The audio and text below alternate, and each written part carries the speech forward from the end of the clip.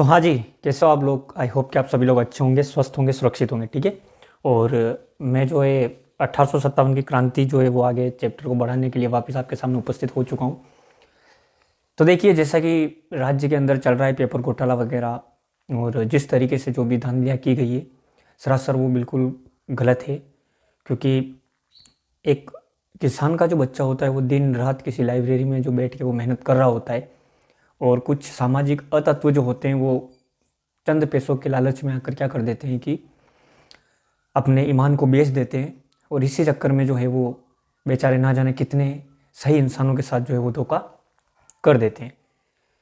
मेरी नज़र में तो ये बिल्कुल गलत है और ऐसा नहीं करना चाहिए। क्योंकि अगर कोई भी एग्ज़ाम अब रद्द कर दिया जाता है तो उन बेचारे जो मेहनत वाकई में की है उन लोगों को जो पोस्टिंग मिल चुकी है उन लोगों को बहुत ही दिक्कत हो जाएगी। और जो इस लहजे में रह के नौकरी कर रहे हैं कि हाँ अभी तक बिना कोई गड़बड़ी के अपन जो है वो इस एग्ज़ाम को पास करके जॉब लग चुके हैं, अगर उनको इस चीज़ का पता चलता है तो उनके मन में भी बहुत ठेस पहुंचती है कि यार कैसा नहीं होना चाहिए। मैं आपको बता देता हूँ कि नौकरी जो है वो जीवन जीने का एक आधार हो सकती है, लेकिन वो जीवन नहीं है। क्योंकि मैंने ऐसे लोग भी देखे हैं जिनके पास ना जॉब है ना कुछ भी नहीं है, लेकिन फिर भी अच्छे से कमा रहे, खा रहे पी रहे हैं। कोई उनके पास ऐसा कुछ भी जो है कोई तनाव नहीं है, और तनाव आप भी नहीं लें। फोर्थ ग्रेड का जो परिणाम हो जैसा भी रहा हो उसका कोई मतलब अब नहीं रहने वाला है, और अब कुछ कर भी नहीं सकते आप।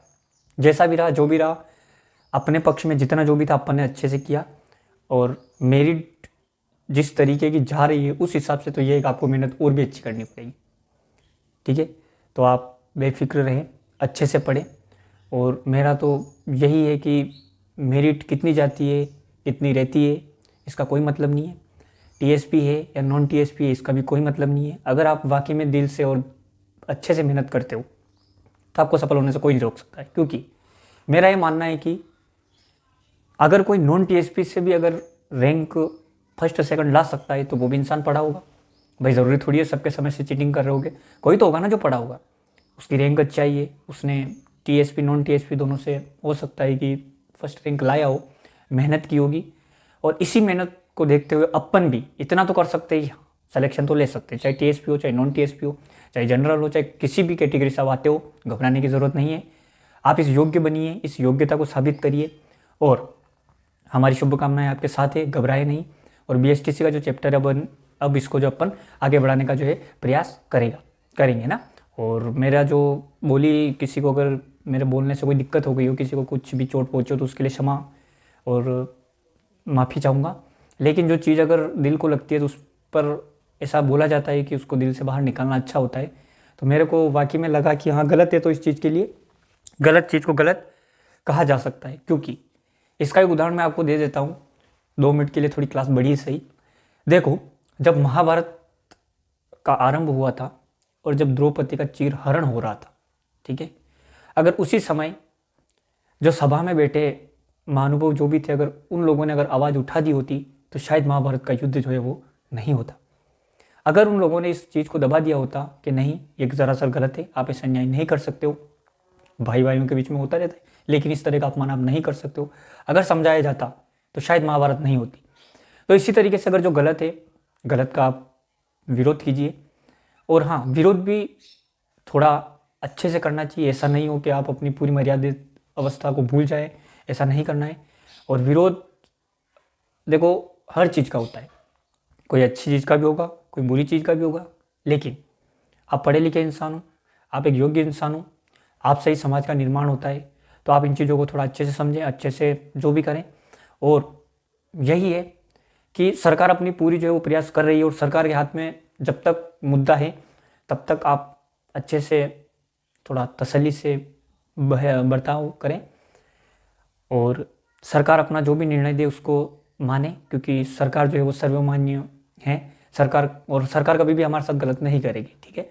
आप इस चीज़ को थोड़ा समझें, अच्छे से रहें, और सभी जो है अपने अगले अगले जो भी एग्ज़ाम उसमें लग जाए, जैसे कि एलडीसी है और भी बहुत सारी भर्तियाँ भी निकली हुई हैं उसमें भरें, तैयारी करें। और मेरे इस चैनल को भी सब्सक्राइब कर दें, छोटा सा चैनल लेकिन क्या करें, चलाना तो पड़ेगा। और मोबाइल से अभी वीडियो बना रहा हूँ, और ये जो है वाइट बोर्ड है ये लगाया गया है, और अगर मेहनत अच्छी रही और अच्छा चला तो फिर हो सकता है स्मार्ट बोर्ड भी लगे यहाँ पे, लेकिन आपके सपोर्ट के बिना मैं भी ऐसा कुछ नहीं कर सकता हूँ, ठीक है। तो सभी अपने अपने लक्ष्य को प्राप्त करें, मैं भगवान से यही प्रार्थना करता हूँ, और सभी अच्छे से पढ़े, ठीक है। चलिए आगे देखिएगा, मैं आपको पढ़ा रहा हूँ, है ना, पढ़ा देता हूँ। देखो अपन ने पढ़ लिया था 1857 की क्रांति के बारे में, मैंने आपको पूरा जो है वो चैप्टर जो है वो मैंने आपको समझाया था, है ना, कि कैसे क्या हुआ था 1817, मतलब 1817 से 82 के अंदर जो अंग्रेजों और मराठों के बीच में युद्ध हुआ था, और उस युद्ध के अंदर जो है अंग्रेजों का ये अनिर्णायक युद्ध था, इसमें पता ही नहीं चला कौन जीता कौन हारा, ठीक है। तो देखिए इसके बाद हुआ था 1803 और 6 में, ठीक है। इसके बाद हुआ था 1817-18 में ना। तो मैंने आपको बता दिया था किस किसने संधि की और किसने संधि जो है वो नहीं की थी। और मैंने आपको ये भी बता दिया था कि 1857 की क्रांति के समय जो जॉर्ज पैट्रिक लॉरेंस जो था, है ना, वो क्या था, राजस्थान का एजीजी था। मैंने आपको पूरा ही समझा दिया था और मैंने पढ़ा दिया था। तो ये जो हमारी क्लास है ये दूसरी क्लास होने वाली है, बीएसटीसी के लिए बहुत ही महत्वपूर्ण क्लास है। और बीएसटीसी वाले जो भी हैं वो चैनल को सब्सक्राइब जरूर करें, क्योंकि पूरा सिलेबस इस पर पढ़ने वाले हैं। अगर देखो ऐसा नहीं है, अगर चैनल अच्छा चलता है और अगर वीडियो डेली अगर ग्रो करती है और अच्छा करती है, रैंक करती है, तो हमें भी मजा आता है पढ़ाने के लिए। अब मैं ये सोचता हूँ यार कि वीडियो तो चली नहीं, 40-39 व्यूज़ है, तो फिर मैं क्या है कि वीडियो चलो 2 दिन में डालेंगे एक, ऐसा रहता है। अगर वीडियो चलती है तो यार ये रहता है कि बच्चे वेट कर रहे हैं, बच्चों के लिए वापस क्लास बनानी पड़ेगी, ठीक है। तो मैं बनाता हूँ, रिकॉर्ड करता हूँ, क्योंकि अभी ऑनलाइन का इतना सिस्टम नहीं है मेरे पास, इसके लिए क्षमा, लेकिन प्रयास पूरा है, प्रयास पूरा मैं अपना कर रहा हूँ, ठीक है। जितना हो सकता है उतना मैं अच्छा देने का आपको प्रयास करूँगा, नोट्स भी अच्छा बनवाऊंगा और आप सभी तरीके से जो है वो करने का जो है वो प्रयास करूँगा, ठीक है। देखिएगा क्रांति के दौरान जो है वो राजस्थान में टोटल जो है 6 सैनिक छावनियाँ थी। कितनी थी बेटा? 6, ठीक है। देखिएगा पहले यहाँ लिख देता हूँ 1857 की क्रांति, है ना, 1857 की, है ना, क्रांति, है ना, ये पढ़ रहे अपन, ठीक है, दिख रहा है, हाँ। देखिए सबसे पहले थी नसीराबाद, क्या थी बेटा? नसीराबाद, है ना, ठीक है। ये नसीराबाद जो थी ये अजमेर की एक सैनिक छावनी थी, है ना, अजमेर के अंदर। नसीराबाद कहाँ है? अजमेर, है ना, अजमेर सबसे शक्तिशाली बोल सकते हो आपको, है ना,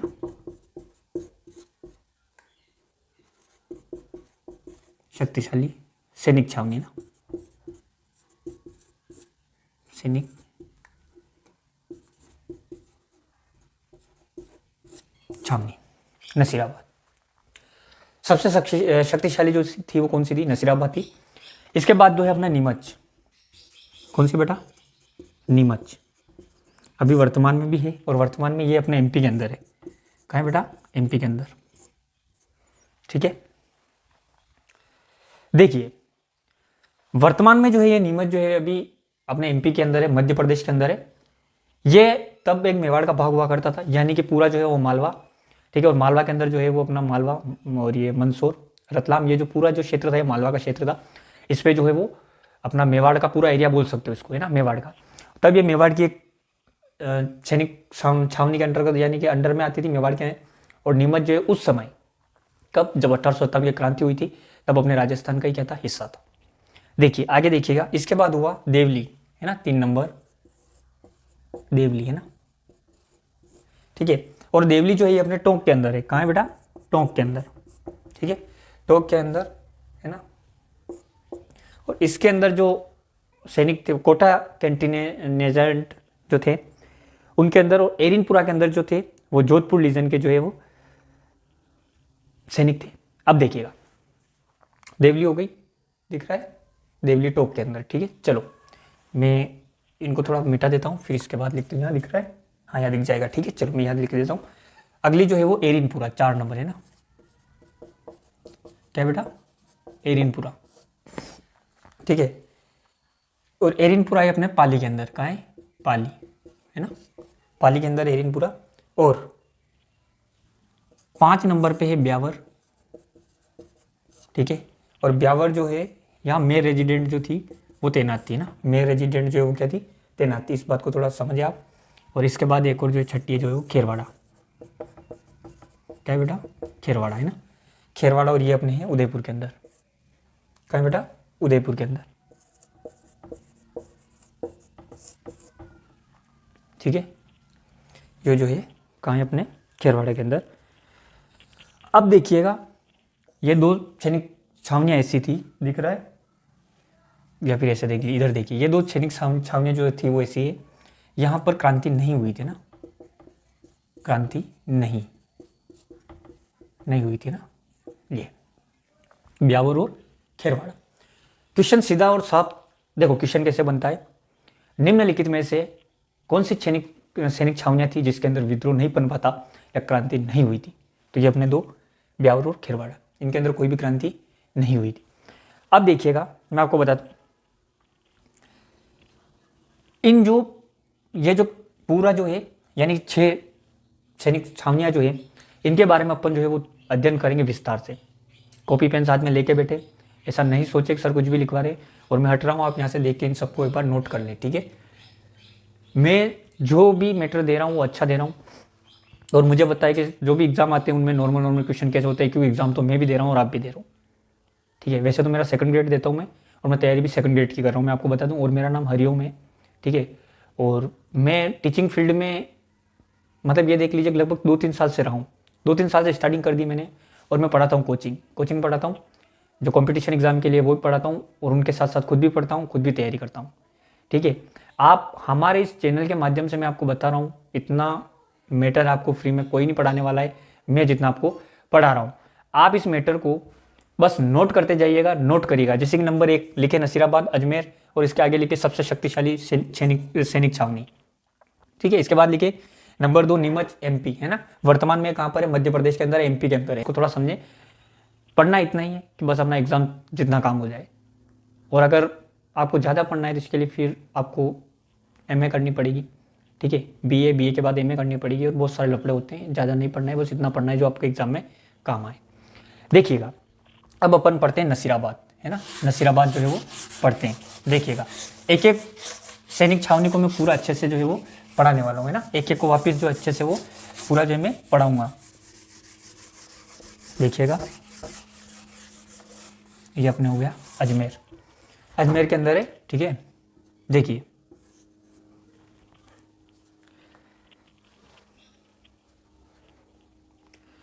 देखो, एक मैं आपको बता दूं कि अपने जो है भारत के अंदर जो है वो मेरठ के अंदर जो एक क्रांति हुई थी, है ना। मेरठ के अंदर क्रांति हुई थी, और मेरठ के अंदर जब क्रांति हुई तब ऐसा ऐसा बताया गया है कि जो 15वीं बंगाल जो इन्फेंट्री जो थी, ये उस समय वहाँ पर जो है तैनात थी, और ये वहाँ से जो है राजस्थान आई थी, ठीक है। कहाँ से आई थी, मेरठ के अंदर जो विद्रोह हुआ था ना, वहाँ से। अब देखिए, इसका ये था कि ये जैसे नसीराबाद आए, है ना, तो इनको ऐसा बोला गया कि जो आपका जो हम यहाँ से ट्रांसफ़र जो है वो अगली जगह कर रहे हैं, ठीक है। क्योंकि इन अंग्रेज़ों के मन में ये था कि इनको डर था कि ये मेरठ से आई हुई है, और हो सकता है कि इनमें भी विद्रोह की भावना होगी। भाई जैसा देखेंगे लोग वैसा तो करेंगे ना, जो देखेंगे वो तो स्वाभाविक है करेंगे।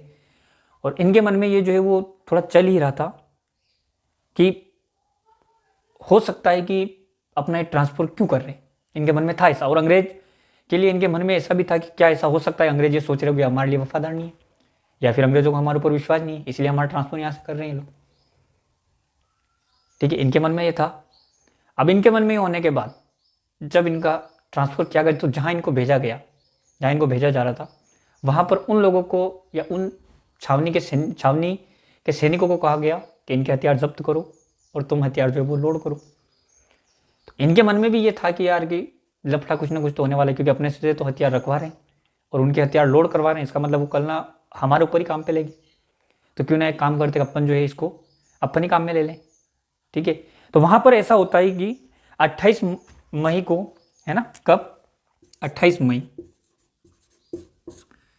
मई को, है ना, 15वीं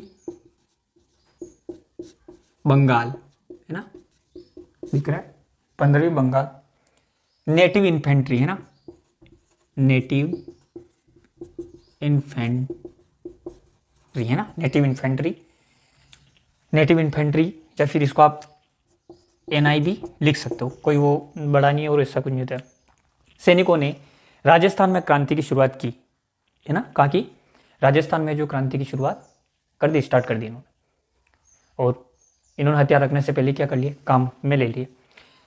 इसमें है ना, देखिएगा इसमें, किसमें बेटा, इस क्रांति में, है ना, इस क्रांति में 2 अंग्रेज अधिकारी मारे गए, है ना, अंग्रेज अधिकारी जो है वो मारे गए, जिसमें पहला है कर्नल न्यूबेरी, कर्नल न्यू, ठीक है, और एक जो है वो कैप्टन स्पुटिसवुड, है ना, कैप्टन स्पुटिसवुड, है ना। ये दोनों क्या हो गए, ये दोनों क्या हो गए, मारे गए। अब देखिएगा, जैसे ही क्रांति हुई और ताबड़तोड़ फायरिंग हुई, और हमले के अंदर जो है अंग्रेज के 2 अधिकारी, कौन, कर्नल न्यूबेरी और कैप्टन स्पुटिसवुड जो है वो वहीं जो है क्रांतिकारियों के हाथों शहीद हो गए, मारे गए, ठीक है, शहीद तो नहीं बोल सकते, मारे गए, लेकिन जैसा भी रहा अच्छा था, विद्रोह था, मारे गए ना। अब देखिएगा कर्नल पेनी, एक वहां पर एक और अंग्रेज अधिकारी जो था वो मौजूद था, कर्नल पेनी, उसको हृदयघात, है ना, यानी कि हार्ट अटैक, है ना, कर्नल पेनी, है ना, पेनी, है ना, इसको आ गए था बेटा हृदयाघात, यानी कि हार्ट अटैक। 2 अंग्रेज अधिकारी घायल हो गए, कितने, 2 अंग्रेज अधिकारी जो इसमें घायल हो गए, है ना। 2 अंग्रेज अधिकारी जो थे वो कौन थे बेटा, जो घायल हो गए, यहां पे लिख रहा हूं, है ना, लेफ्टिनेंट लॉक और कैप्टन हार्डी, ठीक है, जो घायल हुए उसमें था लेफ्टिनेंट, है ना,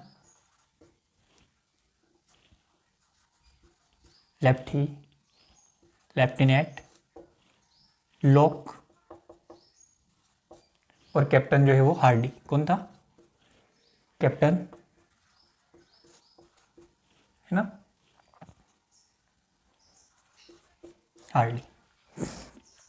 देखो अब क्या होता है, क्रांति हुई नसीराबाद अजमेर के अंदर 28 मई को 1857, है ना, 28 मई 1857। 15वीं बंगाल नेटिव इन्फेंट्री ने क्या किया, विद्रोह किया, है, सैनिकों ने जो है वो विद्रोह किया। इसके अंदर कर्नल 2 अंग्रेज अधिकारी तो मारे गए, है ना, कर्नल न्यूबेरी और कैप्टन स्पुटिसवुड दोनों क्या हो गए, देश के काम आ गए, ठीक है। इसके बाद कर्नल पेनी जो इसको हार्ट अटैक से जो क्या हो गई, उसकी मृत्यु हो गई। अब देखिएगा इसके अंदर 2 अंग्रेज अधिकारी और जो थे वो घायल हुए, एक तो था अपने लेफ्टिनेंट लॉक और एक था अपने कैप्टन हार्डी, ये दोनों क्या हो गए, घायल हो गए। अब देखो यहां पर एक और जो थी, एक टुकड़ी और थी, है ना, जिसको, है ना, एक 30वीं बंगाल इन्फेंट्री एक और यहां पर थी, है ना, कौन सी थी, 30वीं, कौन सी थी बेटा, 30वीं, है ना, तो मैं लिख रहा हूं BNI, है ना, यानी बंगाल इन्फेंट्री, हम समझ जाना आप, ठीक है, 30वीं, है ना, 30वीं बंगाल इन्फेंट्री और थी यहाँ पे, ठीक है, यहाँ पर मौजूद थी। तो 15वीं वाले थे, जो 15वीं बंगाल इन्फेंट्री थी, उन्होंने उनसे कहा कि भाइयों तुम्हारा खून कब खोलेगा रे, तुम कब क्रांति करोगे। ठीक 2 दिन बाद यानी कि 30 मई के बाद ये भी साथ चल दिया कि हमारा नंबर भी क्या है 30 से, तो हम भी क्या कर देते 30 तारीख को कर देते। तो 30 मई को क्या हुआ, ये भी इन सैनिकों के साथ शामिल हो गए और ये कहाँ चले गए, दिल्ली।